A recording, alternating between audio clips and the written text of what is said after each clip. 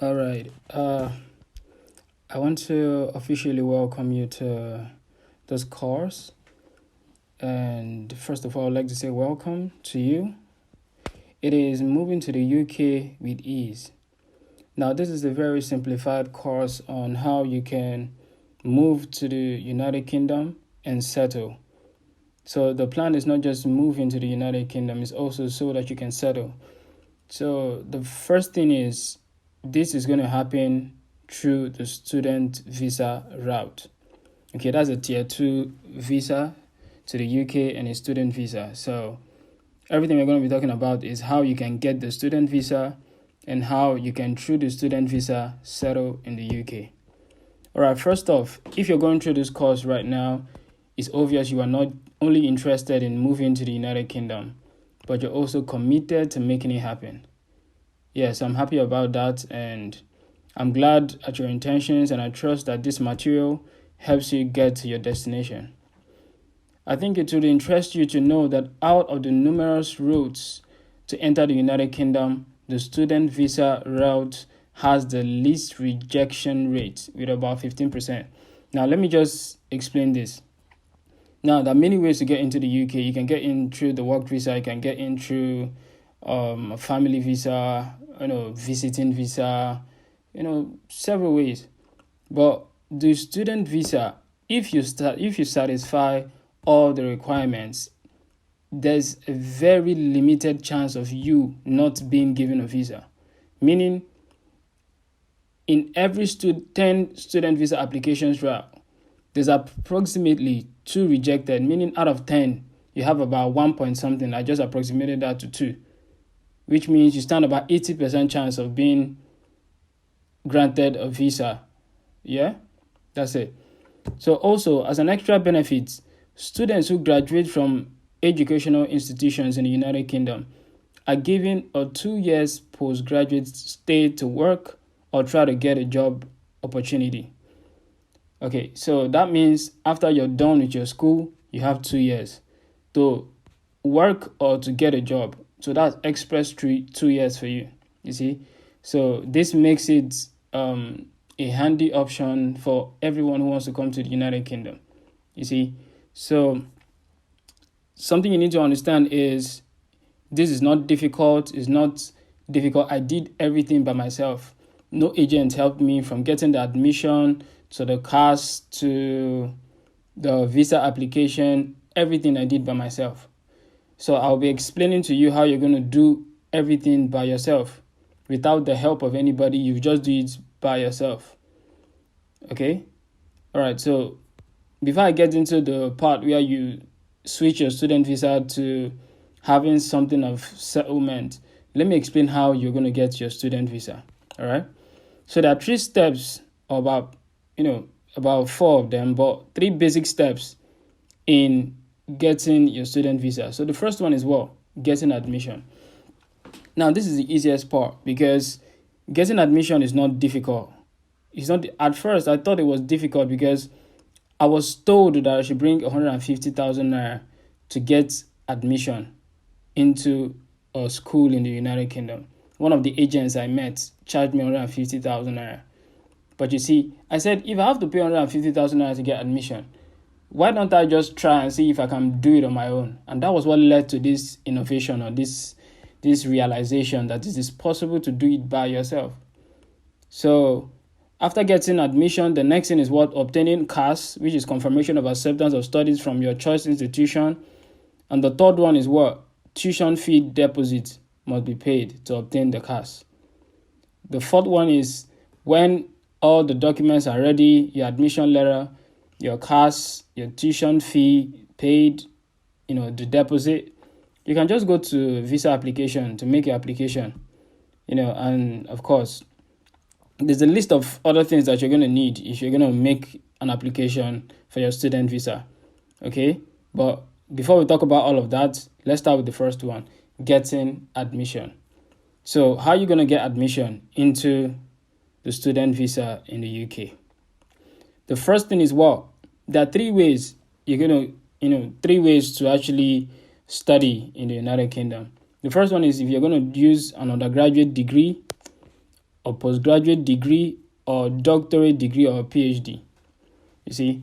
So let's delve into the first one, which is the undergraduate degree. Now, what is an undergraduate degree? An undergraduate degree is a degree obtained after secondary school or after elementary education. It is popularly known as a bachelor degree. All right, so this is the first phase. In Nigeria, we call it a bachelor degree, or BSc, or Bachelor of Arts. Yeah, that's what it is. So if you're from any of the West African countries and you have a recent result in your West African Examination Council, that's WAEC, you are eligible to make an application to the university of your choice in the United Kingdom. You see? And there's emphasis on recent result in WAEC. Recent result in WAEC. The reason why it has to be recent is because there's something they call study gap in the UK system of checking if you're eligible for continuing education. You see, they don't like gaps in your study. For example, you graduated in 2010, you had your WAEC in 2010, and you want to do an undergraduate degree in 2023. What that means is that you've had 13 years gap, and that's too long. So you see, they don't really like that. But all the same, I think the maximum is about 10 years. And that 10 years is like too much, of which you're going to have to explain what you have been doing within those years of that gap. I think 10 years is the maximum, and I think it's too much. Okay, so let me just go forward and talk about the ways to apply. All right, the first way is through UCAS. The UCAS is the Universities and Colleges Admission Service. Now, this UCAS is a rather complex way of getting admission, but it gives you a wider range of opportunity.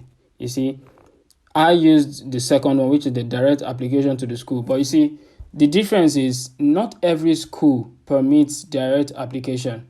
Most schools in the United Kingdom use the UCAS platform. You see, so but my school, which is a very good thing. They created a platform for a direct application. So I put my application direct to the school, and that made it very easy for me. So you see, but nonetheless, UCAS is easy. You have opportunities to add more schools. So if you get rejected by one school, you can get accepted by another school. But most times, if one school doesn't accept you, bear it in mind that there's a likelihood that the other school will not accept you, and the other school will not accept you. Why? Because they use just about the same standard to cross-check their the statistics of accepting a student or offering admission to any student. They use just about the same principles or set of ethics to judge. You see, all right. So, how do you apply? So the first thing, you have to decide the school you would like to study. What school do you want? Is it the University of West London? Is it University of Nottingham? Is it University of Swansea? Is it University of London? What school do you want to study? Just make your decision, make your research. Below, still on this course, I made a list of some, cheap universities where you can apply, where the tuition fees are quite cheaper. But I must warn you, just so you know, the cheaper the school fees, the higher the deposit you're going to have to pay. For example, if the school fees is about £14,000, that means you probably would need to pay a deposit of about maybe £6,000 or maybe half as a deposit. But if the school fees is about £18,000, £19,000 and above, you will need to pay a deposit of about £4,000. So the higher the school fees, the lesser the deposit, you see. So that's just the principle behind it. So you make your research, decide the school. The second thing is go to the school official websites. So you can search the school on Google and click their website. Once you search the school, for example, University of West London, you go there on Google, you will see website just below the school name. You click it, you go to their website. The third thing is what? You need to decide what course you want to study. So you go through their courses and then you find your course, either on a graduate, postgraduate, or PhD. Once you found the course, it's time to make your application. So you click the course. Through the course, you see apply. That's, you selected the course you want. You see right in the course, you see apply. So when you click apply, if you're opportuned to have a direct application, you see they apply through UCAS or apply directly. So that's a good one. If you have the opportunity to apply directly, that's good. But if it's UCAS, then you're gonna have to, go through the UCAS website. I mean, if you click apply, click UCAS, it will take you to UCAS site. So when it takes you to the UCAS site, you're gonna need to open an account.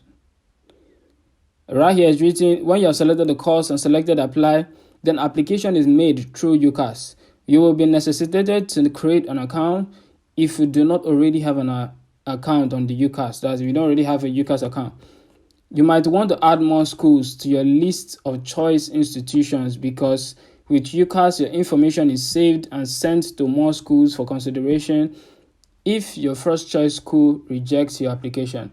So I already explained that. So what all this is trying to say is, with the UCAS application, you can add about 3 schools.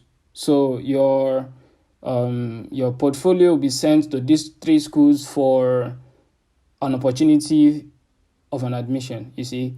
So UCAS is very exciting, it's good, it's great, you see, that's nice. So what you have to do is fill out the application form, submit the application, and you will be notified within 1 to 5 weeks on the decision of your application. Some schools are a week, some schools 2 weeks, some schools 3 weeks, some 4 weeks, just about that. So that's it. So that's what it means to apply through UCAS. Go on the UCAS website, through the course page on the school you have selected website. Open an account. When you open an account, you can add more schools. You'll be asked, you upload your CV, upload your documents on the UCAS platform, add more schools, and then submit your application. So once you submit your application, it will go to all the schools. You see? Yeah. So this, I wrote here, notes, is a simple process and does not require any form of payment to carry out. You're not paying anything. You don't have to pay anybody. You can do this from the comfort of your home. So as for the application form, in case you're wondering, what's on the application form? What should I prepare for? All right. The application form has very simple, simple elementary questions like what's your name, date of birth, nationality, your sex, marital status, your passport number, your, what's it called? Come on, talk to me now. I think something that has to do with your personal statement, which I'm going to be explaining just now. So extra documents that you need to make this application, you need your valid international passport. This is a compulsory document. Without your international passport, you cannot apply for student visa. So you need to get your international passport because you need to put your passport number there. And then your personal statement. Your personal statement is you explaining to the school how far you've come, the choice you've made with respect to your course, how the course is going to inspire you in your career goals. Explain to why you're motivated about the course, and then give them reasons why they should offer you an admission. That's what it is, just an essay of maybe about 300 words or so.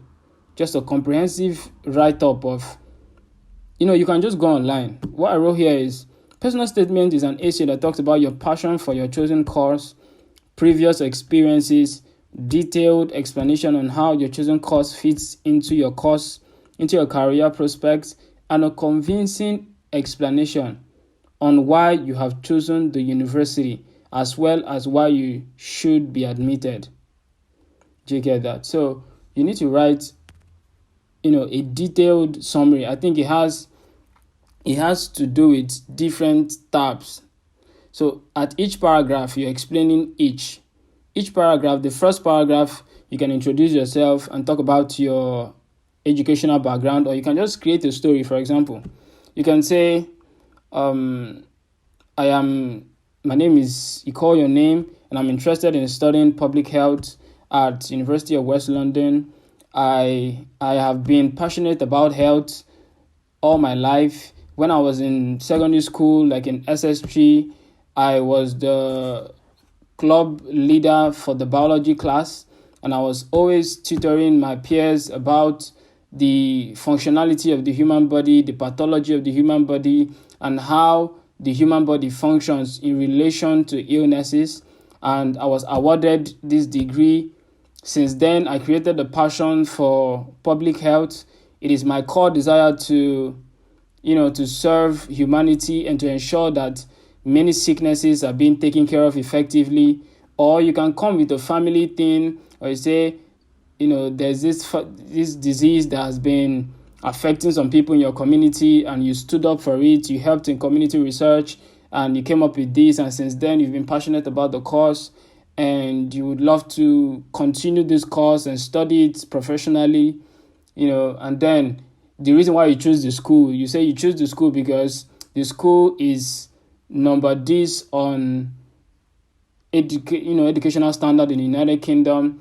It is located here. I would love to study in University of West London because the University of West London is a research-based institution that offers this and this, and it aligns with your course desires. You just keep writing, things that would really appeal to, the admission team. That being said, plagiarism is a problem because they don't tolerate it. Whatever you're sending, they'll put it through a plagiarism checker to be sure that you did not copy someone else's work. So in case you're just hearing plagiarism for the first time, plagiarism is a simple English word for copy and paste. So they don't want you to copy someone else's personal statement and use as yours. So you're going to be very creative. If you're going to pick it up from Google, make sure you turn it and turn it and turn it so that it will look original to you. That's it. All right, points to note. You might be required to upload a CV in your application. Yes, you're required to upload a CV.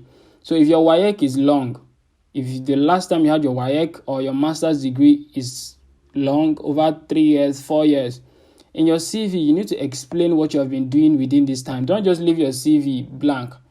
Explain what you've been doing. If you've been working, state what you've been doing, and ensure that the work aligns with the course you're going to study. Don't just say you want to go study public health masters, and for the past 5 years you have been doing shoemaking. You see, it doesn't align. So maybe you've been doing more study in care, you've been doing more study in on health. You're doing things that relate. It has to be in line with your career goals. So they don't like you coming from mass communication and say you want to go and do masters in public health. It doesn't really make any sense. So make sure your CV is detailed with no gap. Make sure there's no gap more than 8 months of you being idle. For example, your last WAEC was 2015 and this is 2023. So you have about 8 years. What have you been doing these 8 years? Let's say you've been studying, you've been working, and the work you've been doing is community service. You've done it for 3 years. After that, you went further to do a continuous personal development, which is CPD. They love CPD a lot. What's CPD? CPD is just more study, and they don't really pay you for that. So you went for CPD, and you did more study, or you've been working, you've been doing volunteer work. It has to be in line. Your CV has to be updated. No gap. Make sure there's no gap in your CV more than 8 months or more than 6 months. Every year, you should be doing something. Every year, you're active, doing something that's in line with what you want to study. Okay, so that being said, ensure your WAEC is not more than 10 years old. Or I already said that. If your WAEC is more than 2 years old, you need to explain your activities with respect to jobs, studies, or more information explaining what you've been doing after you got your WAEC result. You can make it detailed on your CV. Yeah. All right. So for master's degree, that obviously means you've already had your bachelor's degree, you have your first degree, so you want to go for master's. All right, that's great. So if you want to go for a master's degree, you already have your certificates of your first degree. Yeah. So I wrote, this is the degree or certificate obtained after an undergraduate degree has been achieved. Same process as the undergraduate degree. That's, you go to the school, choose the school you want, choose the course you want to do your master's in. And when once you've chosen the course, you click apply. And if there's an option for a direct application, you apply directly to that school. If it's UCAS, you open a UCAS account. When you open a UCAS account, you add schools, you answer the questions, you fill out the application form, and that's it. You submit your application. Same thing. So I'm sure they're going to ask you your certificate of previous study. So your previous study is not going to be WAEC, it's going to be your undergraduate degree, your first degree. All right? So make sure you always check your email. That's the email you used in the application for the decision from the admission department of the school you applied to. So you must be willing to always check your mail. Don't give a redundant mail that you're not using. Give a mail that once a message comes in, you get in the information immediately. All right? So if your application is successful, whether by undergraduate or by master's, you're going to receive an email of an offered place of study in the school. It's called an unconditional offer. Now, that's an unconditional offer is an offer of admission where nothing else is required of you. But if they give you a conditional offer, once you see a conditional offer, that means there are certain conditions you need to meet first. For example, maybe you do not upload your transcript. Maybe they require you to upload your transcript, your first degree transcript, and you didn't upload it. So this could be an added requirement. So they may give you a conditional offer, give you admission, but it's conditional, and they will give you a time frame. Meaning they can say within 28 days, ensure you produce your transcript or upload your undergraduate degree certificate. So it will be based on certain conditions which they will list on the conditional offer letter sent to your email. So that's it. So section 2 is what? The CAS. Now the CAS is what we call confirmation of acceptance of studies. Now this is the part where this is the part where immigration is concerned about. You understand? Immigration is not really concerned about the admission because the school will have to sponsor you. And the school sponsoring you means that they will give you a CAS. So whenever a school gives you this CAS, this confirmation of acceptance of studies, that means you have satisfied all the requirements of the school and the school has become your official sponsor. That is what it means. So I said this is a very important document required by the United Kingdom Immigration in order to give you a visa. Through the invitation mail from the school, you can create a CAS portal account and upload required documents such as your CV, undergraduate transcript, international passport data page, and some minor questions involving your personal information like name, date of birth, marital status, etc. All right, let me explain. Now, once you get your admission, unconditional offer now, they're going to send you another mail inviting you to open a CAS account, an account with the school called a CAS portal account. So when they send you this CAS portal account, you go there, they're going to give you a student number on your admission letter. There'll be a student number there. So you log in on your CAS portal, and then you're going to see, different, how do I put it? A different set of questions that you need to answer. Not like it's questions, just your personal information, and then your your passport. You need to upload your passport, and then if you've made a payment of your school fees deposit, you're gonna need to upload the evidence there on the CAS portal, and then your transcript, your certificate. It's going to be in different sections. The first sections would be your personal information section. The second section would be your document section where you upload your transcript and your certificates. The third section will be the fees section where you're going to see how much is required of you, how much you have paid so far, and how much is required of you for maintenance fee as well, which I'm going to explain shortly. Then the fourth section will be maybe a minor interview which is not a face-to-face interview. It's just some also questions, which could be your accommodation plans, how you plan on going to the school. Do you plan to walk? Do you plan to take a bus? How much do you intend to spend per day? These are some of the questions. Just so that they want to be sure that the money they are expected of you, you have put all of them into consideration and you're financially ready to make this movement. Okay, so that's what you're going to see on the CAS portal. So I want to talk about the fees now required. How much are we talking about when it comes to fees required for a student visa? Now, the student visa is a very crucial part of the entire application process, as it goes a long way to determine if the school will sponsor you, that's by giving you a CAS, or if you'll be considered for a student visa. The finance is divided into two sections, both of which would be in your account for a minimum of 28 days straight without going below the required amount at any time within the 28 days period. All right, let me explain. Now, the fees or the finance required for this student visa is divided into two sections. The first section is what we call the fees, that's school fees section. So if it's a master's degree, they'll tell you your tuition fee amount. If it's £18,900, yes, that's the fees. So I wrote here in the offer, that's the admission letter, the total fees for tuition could be clearly written so you would know the amount of money expected of you to pay. So in your admission letter, you will see the tuition fee for your undergraduate course. You will see the tuition fee for your master's course. You will see the tuition fee for your PhD degree. Do you understand? So that tuition fee now, in the admission letter, they will also tell you how much the school expects of you to pay as deposit.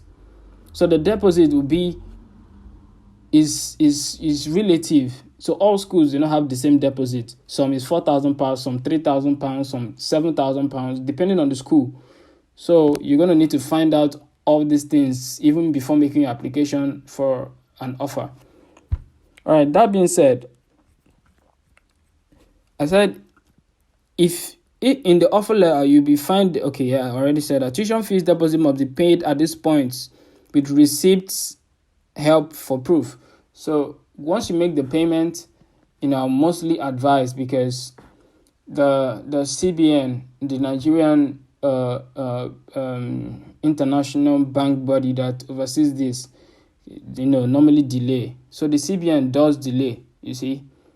That's using the Form A. The Form A takes sometimes about 3 months, sometimes 2 months, 3 months. And that's not something you're willing to, to delve into. You don't want to, pay money to the school and then they've not gotten it in like 3 months, you see. So that's a serious challenge. So what most people do is they have relatives in the UK, or they have relatives abroad who can use their dollar card or their pounds card to make the payment and send them a proof of payment. So the payment is better when done outside than when it's done from Nigeria. So you're going to have to find a way to get someone who has a dollar card or who can make a transfer to the school with a dollar or pound account and ensure that it is paid, and they can give you proof of payment. And the school will confirm. Once the school confirms it in about 7 days, it's going to show on the CAS portal that you paid some amount of money, which they will still ask you anyway. So you tell them, this is how much I've paid. And then remember, once you make that payment, the remaining part of the school fees, let's say the school fees is £15,000 and you pay the deposit of £5,000. So what's remaining of your tuition fee is what? £10,000. Now that £10,000 is expected to be in your account for 28 days, in addition to what we call a maintenance fee. That's the next section, maintenance fee. So if you're not having any dependents, that's dependents by your wife or your children, if it is just you, how much money you need depends on where you will be staying.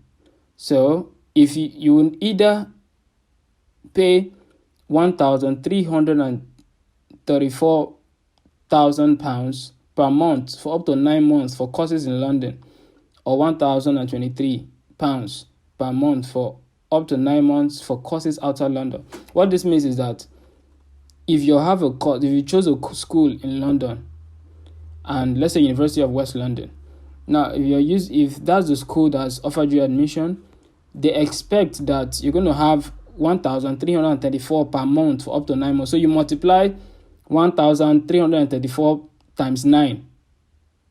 You see? So if you multiply it by 9, it should give you around £10,000 or so, thereabout, something like that.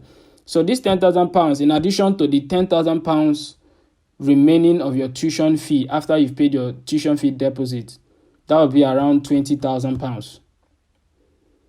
So I'll say it again. Your tuition fee is 15,000, for example, £15,000, and you paid £5,000 deposit. So the remaining of your tuition fee is £10,000, right? So that £10,000 that's remaining of your tuition fee plus an extra £10,000 is expected to be in your account as your maintenance fee. So if you join the both of them, it will give you £20,000. Now this £20,000 is supposed to be in your account, your bank account, for 28 days straight. That means it will not come below. That you're going to use the Naira pound rates. For example, if £1 is equal to 1,000 Naira, that means £20,000 will give you 20 million Naira. So you need to have 20 million Naira in your account for 28 days straight. You see? So after the 28 days, you can now make your visa. You can now print the statements, and then the next thing we're going to be talking about is what? Visa application. But before visa application, you have to satisfy all the requirements of the CAS. So once you've satisfied it, you've paid your deposit, you've answered the questions, you've uploaded your documents. Once they give you a CAS, it takes about maybe 5 to 8 working days. They'll give you a CAS. When they give you a CAS, you know the next thing is what? Going straight to visa application. All right, so yeah, that's why I explained here. In about 10 days, a CAS will be sent to you through email. You can download it. All information regarding course, your course start date, your end date, your fees deposit you have paid, your personal information will be stated immediately on the CAS. So you're going to see everything on the CAS, you see. All right, so the next one is the doctorate degree or PhD degree in full. Anyway, they're all the same thing. Same process, undergraduate, master's, PhD is the same thing. All you have to do is what? Choose the school, find the course, and apply. But the good thing is the PhD degree offers a wider range of scholarship, fully funded. And mind you, if you're a first class student of your first degree, if you have a first class from a first degree from Nigeria, you have a higher opportunity to have a fully funded master's degree. Fully funded. Most schools would give you a fully funded scholarship if you have a master's degree. And then if you have a 2-1, you have an opportunity also to get a part scholarship, maybe not fully funded, but you could get part scholarship, you see. But I'm not sure, I don't think there's a scholarship for 2-2. So once you get 2-2 down, I don't think there's scholarship for you, just 2-1 and above, 2-1 or first class. That's what they give for scholarship.